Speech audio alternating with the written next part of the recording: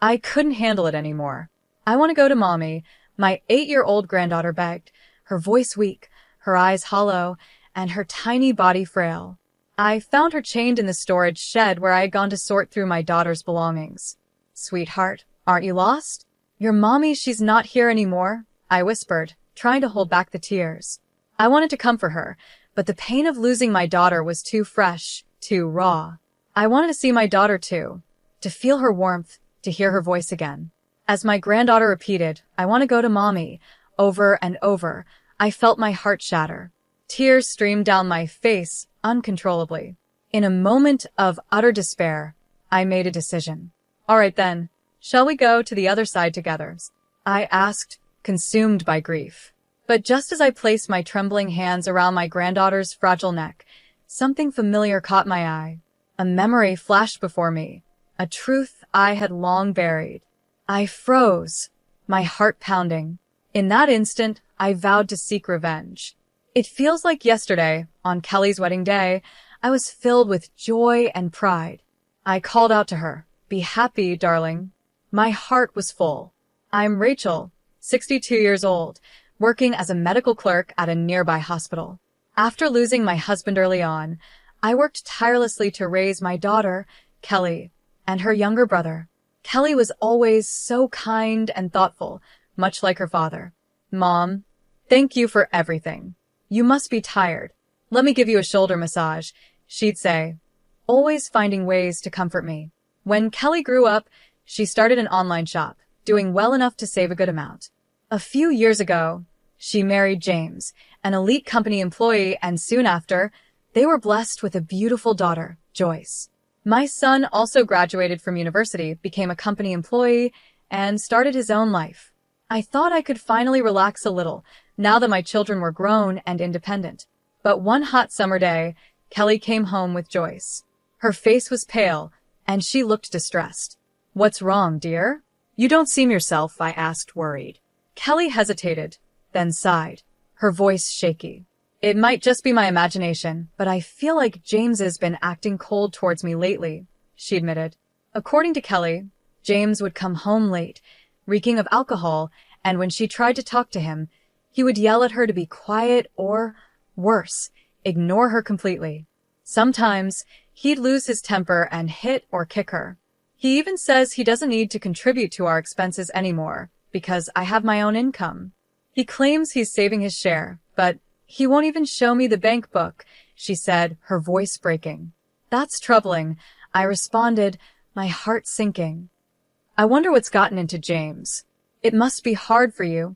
Kelly bit her lip, her eyes welling up with tears. She had always been so strong, so patient. Seeing her like this, so broken, hurt me deeply. My daughter was suffering, and I felt helpless. But things would soon take a turn, and the pain would turn into a resolve I never imagined having.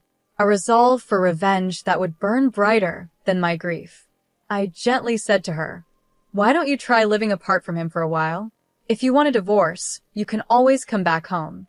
You and Joyce will be safe here." But my daughter didn't agree. "Thank you, Mom, but I think I'll give it a little more time," she said, her voice tired but determined. "Talking to you has helped me feel a bit better. I'm okay, really. I just can't make any quick decisions with Joyce to think about." She forced a smile, trying to reassure me, even though her eyes betrayed her worry. "Besides, James used to be kind. Maybe if I try harder, he'll go back to how he was before. I'll give it a bit more effort," she added, her voice trailing off. With that, Kelly left with Joyce, looking lonelier than ever. If only I had taken her concerns more seriously that day, maybe things would have turned out differently. That decision would haunt me forever. A month later, I received a sudden phone call from James. His voice was cold and matter-of-fact. "Kelly is gone," he said flatly. "What do you mean, gone?" "That can't be true," I shouted, unable to process the words. James claimed that Kelly had taken her own life by jumping into a waterfall, and she had taken Joyce with her. He mentioned a supposed suicide note, typed on her computer, saying, "I've lost confidence in living. I'm leaving with Joyce." I was in shock. My beautiful, kind daughter gone. But before I could even react, James's words cut me deeper. I lost my daughter because of Kelly. What are you going to do about it? His tone was accusatory, filled with bitterness. What do you mean? I stammered, barely able to speak through my grief. This is your fault, he snapped. Kelly became this way because of how you raised her. She turned into such a terrible woman, dragging her own child into this. Isn't that on you? My heart stopped. How could he blame me for this? My mind reeled from the shock of losing Kelly, and now James was accusing me of being responsible. If only you hadn't raised her like that, James continued, his face twisted with anger. And to make things worse, Joyce's body hasn't even been found. I don't care about Kelly, but my daughter Joyce, I just want her back. The pain of his words was unbearable. And then, as if to add insult to injury, he told me something even more horrifying.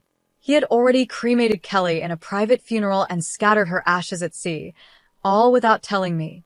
It would have looked bad to the public if people knew, he said coldly. How could you do that? I screamed, pushed to the edge of despair. I didn't even get to say goodbye, to see my daughter one last time. The grief and helplessness overwhelmed me. I couldn't eat, couldn't sleep, couldn't focus on anything. I took a leave of absence from work, but even then, the pain wouldn't stop. Every day and night, the images of Kelly and Joyce haunted me. The tears wouldn't stop flowing. 2 weeks later, James called again. This time, his voice was filled with impatience. I need to move on, so I'm going to start sorting through Kelly's things. I'm throwing everything away. The thought of him discarding her belongings like they meant nothing tore at my heart. I couldn't let that happen. Please wait, I interrupted, my voice trembling. Let me do it. Please let me go through her things. James didn't argue. He simply hung up, leaving me to pick up the shattered pieces of my heart once again. I wasn't there for my daughter's final moments, but at the very least, I wanted to be the one to take care of her belongings. James wasn't happy with my request, but I couldn't back down. It was far too soon, only a week after her death, to start sorting through her things. It didn't feel right, and I had a nagging feeling inside me. My daughter had come to me when she was struggling, and I couldn't fully trust James's intentions.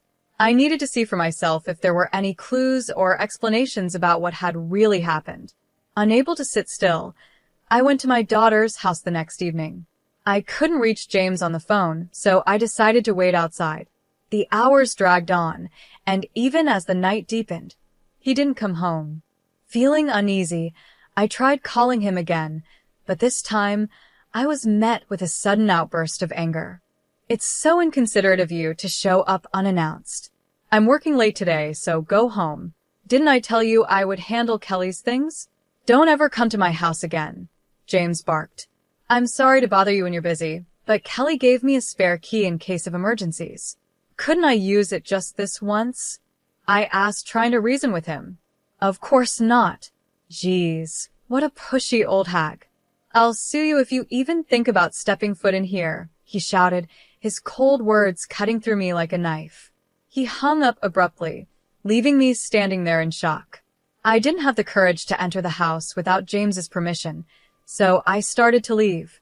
But then, something strange caught my attention, a foul smell, like rotting garbage, coming from the backyard. An unsettling feeling washed over me. What could that be? I followed the smell to the storage shed behind the house. As I walked closer, a wave of dread settled in my chest. Peering through the small window, I saw something moving inside. It was too dark to make out what it was, but it looked like a living creature. I felt a chill run down my spine. My instinct screamed at me to leave, but something inside told me I couldn't just walk away. I tried to open the shed door, but the old lock was rusted, and the door was blocked with something heavy, like a stick. Determined, I shook the door violently a few times, and finally, it gave way. My hands trembling, I stepped inside, my heart racing. What I saw was beyond anything I could have imagined. My granddaughter, Joyce, who I had been told was missing, was chained up inside the shed. Joyce, I whispered, rushing to her side. My granddaughter looked up at me slowly, her face pale, her body frail and emaciated.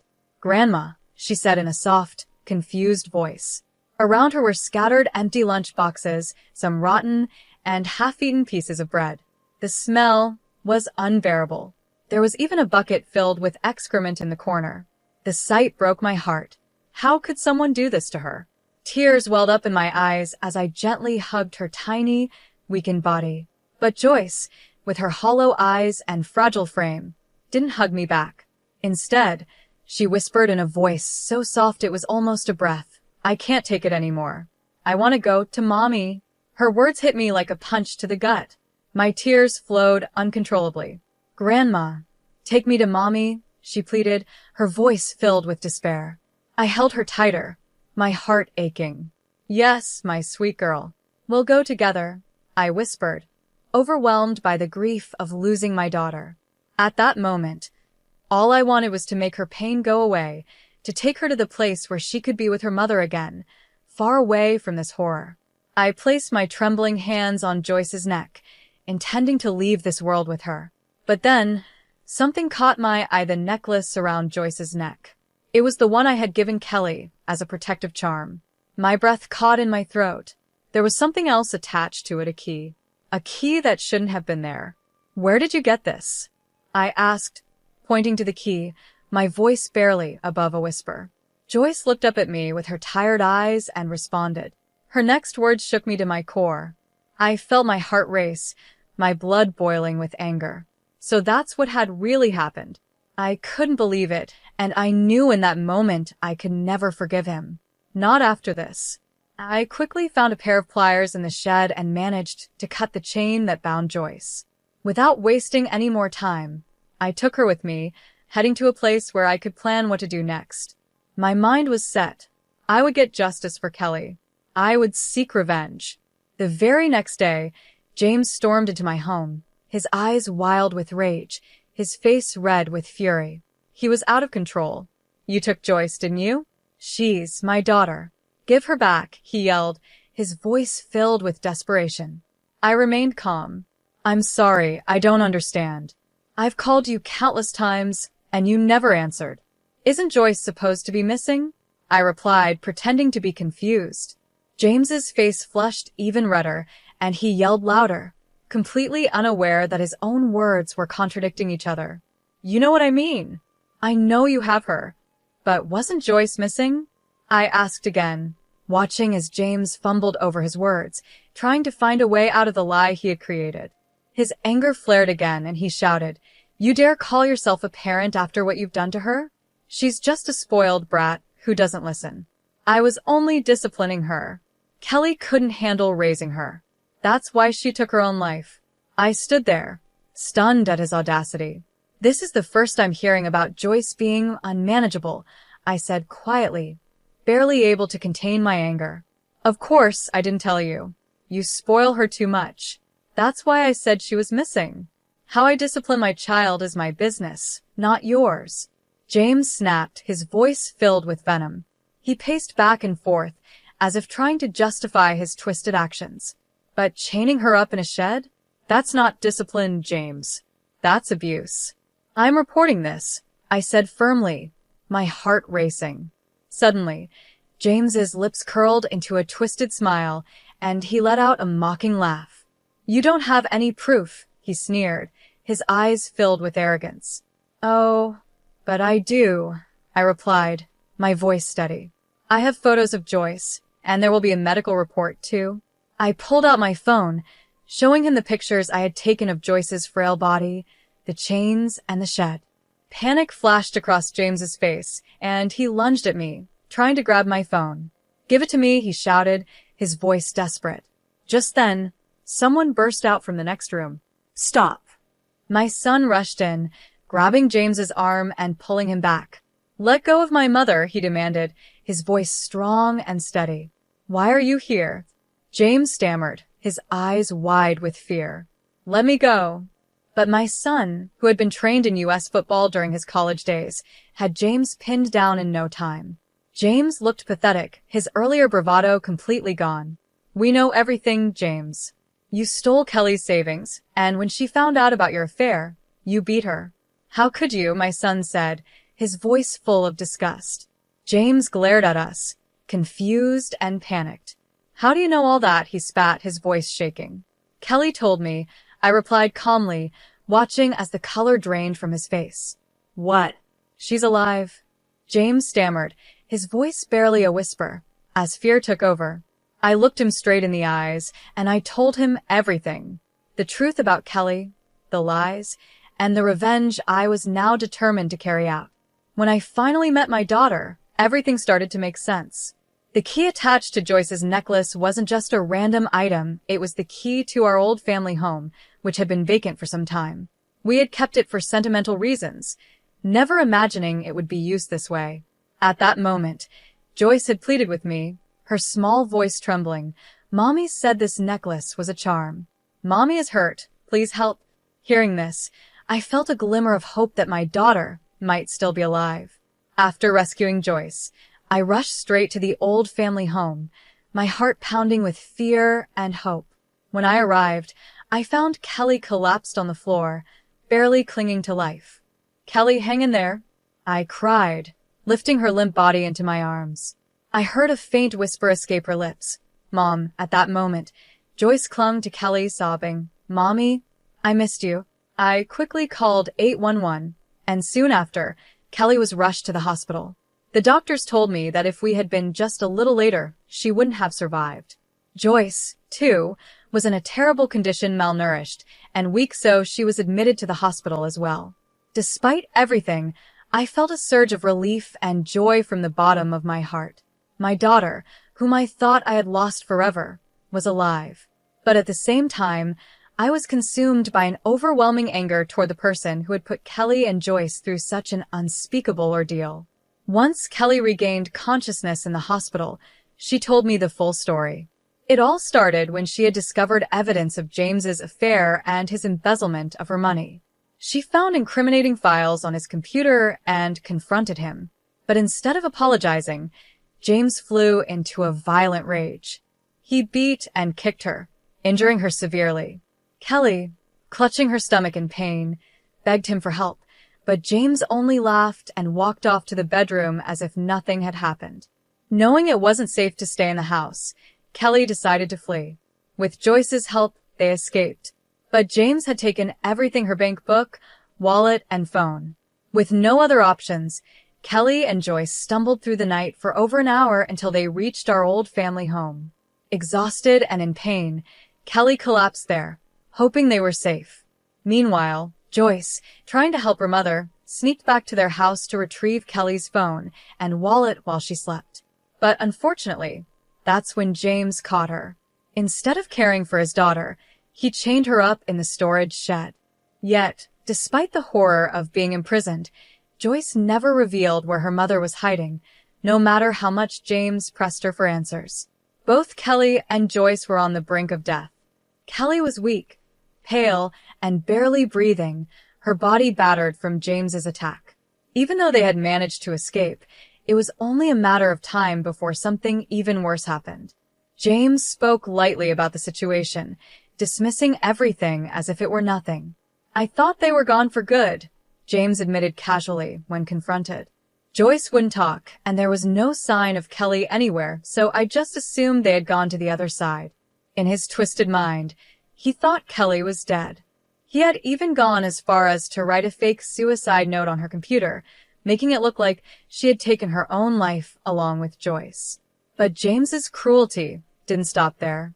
He had locked Joyce up in the shed, planning to eventually send her to the other sides as well. "It was just a marital quarrel," James said with a smirk, as if it were a minor issue. "The affair was just a game. Kelly's alive now, so what's the big deal?" I was stunned by his callousness. "That's not the point," I shouted. His betrayal, his abuse, his complete disregard for the lives of Kelly and Joyce, it was more than just a mistake or a game. It was unforgivable. Kelly had survived, but the damage James had done to her and Joyce would last a lifetime. The thought of how close I had come to losing both of them haunted me, but now I knew the truth, and I would make sure James faced the consequences for his cruelty. "I'm recording this conversation, and I'm going to report everything to the police," I said firmly. As soon as James heard the word police, His whole demeanor shifted. Panic spread across his face, and he dropped to his knees, begging for forgiveness. Please, I'm sorry. I'll break up with the woman I've been seeing, and I'll be kind to Kelly from now on. Just please, don't call the police, he pleaded, his sudden change of attitude astounding. I can't believe anything you say anymore, I replied, my voice steady. When I refused to accept his empty promises, James grabbed onto my arm, trying to stop me. If I get arrested, Joyce will be left without a father. Is that what you want? He asked, his eyes filling with fake tears, desperately trying to manipulate me. I pulled my arm free from his grip. She'll be better off without a father like you, I said coldly, unwilling to let him play on my emotions any longer. At that moment, the police arrived. They quickly handcuffed James and took him away, his face full of despair. His days of terrorizing my daughter and granddaughter were finally over. After everything, Kelly divorced James. He was sentenced to prison, and the conviction caused him to be fired from his job. Kelly took legal action, demanding $3,000 for the savings he had stolen, $60,000 in damages for the affair and the injuries he caused her, and $280,000 in child support for Joyce. She also sought $210,000 in damages from James's mistress. As it turned out, James had planned to live with his mistress, but to her, it was only a fling. She had no intention of staying with him long term. When James's parents learned about what he had done, they were horrified. They came to Kelly, apologized for their son's actions, and sold some of their land to help cover the money James owed. They made it clear that James would have to work to pay them back once he was released from prison. Even after his release, James's life would be full of hardships. He had lost everything: his family, his job, and his reputation. Meanwhile, Kelly and Joyce, now fully recovered, moved back in with me. Kelly has started working again and is living a peaceful, happy life. Seeing her and Joyce thriving fills me with joy and energy, and I do everything I can to support them both. Together, we've rebuilt our lives, and I'm so grateful to have them by my side. We are finally free from the pain James caused, and we're living each day with hope for a better future.